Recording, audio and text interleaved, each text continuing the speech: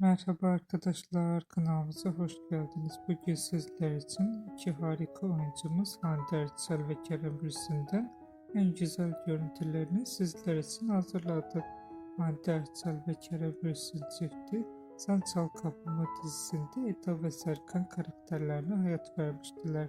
Onlar bu dizide sevgili olmuştular ve dizi bittikten sonra yollarını ayırdılar. Biz de sizler için onların en güzel ve en özel karelerini hazırladık. Bu videoların devamı gelmesi istiyorsanız kanalımıza abone olup yorum yazmayı unutmayın. Kanalımızda daha birçok video bulabilirsiniz. Bizi izlemeye devam edin. Herkese teşekkür ederiz.